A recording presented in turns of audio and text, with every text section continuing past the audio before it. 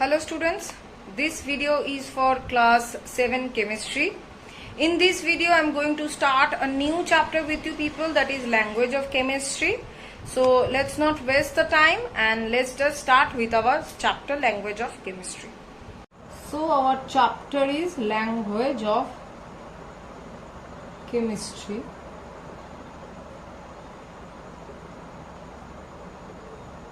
So at first we will start with the topic of chemical reactions.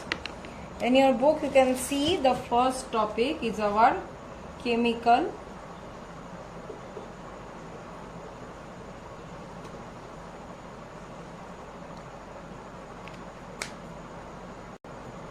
So what is chemical reactions? Any chemical change, that can be any, in matter which involves the transformation into one or more new substances is called a chemical change. Now it involves transfer of energy. Excuse me. Now these chemical reactions involves two things. One is reactant and the other one is the products. Now what are these reactants and what are these products? Now the substances that undergo any kind of chemical change. So these are the substances which is undergoing any kind of chemical change. These are termed as the reactants. And the substances which are formed as a result of the chemical change, those are termed as the products. Clear? So what are reactants, what are products? Reactants means the substances which are undergoing any chemical change, and as a result of that chemical change the new substances which are formed are called products. Now both these reactants or products generally pure substances. Pure substance means either elements or it will be compounds. Either elements or compounds, they must be pure. Okay, now suppose I am giving an example, hydrogen and oxygen giving us water. So hydrogen plus oxygen giving us water. Clear? Now we will see, this is the chemical reaction. This is entirely a chemical reaction. Here hydrogen and oxygen both are reactants. That means they are undergoing the chemical change or the chemical reaction, as a result of which water is being formed, which is the product. So clear which one is the reactant and which one is the product? Now there are certain rules regarding this. You can see in the book. The atoms of oxygen and hydrogen in their molecules rearrange themselves to form the water molecules. One molecule of water contains two atoms of hydrogen and one atom of oxygen. So if I'll write the chemical equation, then what will I see? 2H2 plus O2 giving us 2H2. So now we can see what? Two molecules of hydrogen combining with one molecule of oxygen giving us two molecules of water. Now here we can see, at last we can see over there, in one molecule of water, that means only H2O, what is there? Two atoms of hydrogen and one atom of oxygen is present in one molecule of water. Okay, apart from these, other rules are that it has been observed that the total mass of the reactant must be equal to the total mass of the product. So total mass of the reactants should be equal to the total mass of the products formed.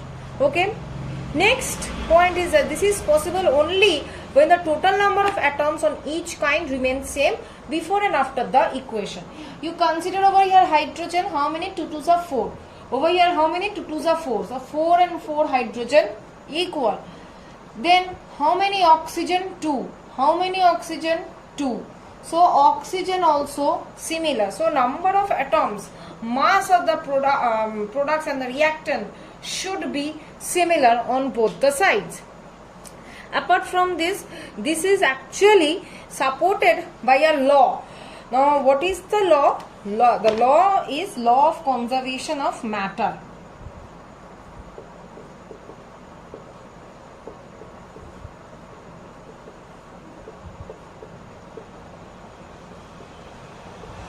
Law of conservation of matter.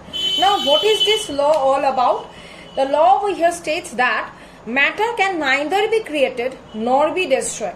It can only be transformed from one form to the another. That means we cannot create any matter, we cannot destroy any matter. We can only change the form. Okay, from one form or from one state to another state, from one form to another form. Clear? Now another example is being given over here. Is that sodium oxide,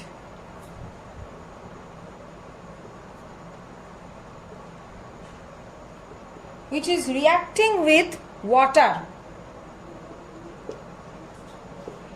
giving us sodium hydroxide.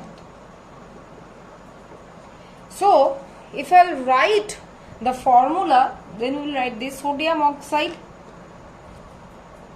Na. So Na2O plus water is H2O, giving us sodium hydroxide NaOH. So here Na is how many? 2. Here only 1. So I need to balance it. So here I am putting 2 in front of it. So Na and Na got equal. Now how many O? You see 1 and 1. That means 2. Over here how many? 2. So 2. Oxygen also got balanced. Here how many H? 2. How many H on this side? 2. So it is also got balanced. So in this way the word equation on this equation has got balanced. Okay. Another equation has been given in your book, that is potassium chlorate. Potassium chlorate, we can write KClO3, which is given heating along with one catalyst MnO2. It is forming potassium chloride KCl plus oxygen. So how many KCl? 1. Over here 1. Okay. How many O? 3. Here only 2. So we need to make it, at first we'll put 2 over here. So 2 3s are 6. Over here how many? 2. So to make it 6 we need to put 3. So I have put 3. So 3 2s are 6. Now as we have put 2 over here, so KCl has also increased to 2. Now we need to put 2 in front of it as well in order to maintain the equation. So in this way the equation is maintained and balanced. Clear everyone? So till this much I am keeping today's video. In the next video I will continue with the chapter. Thank you.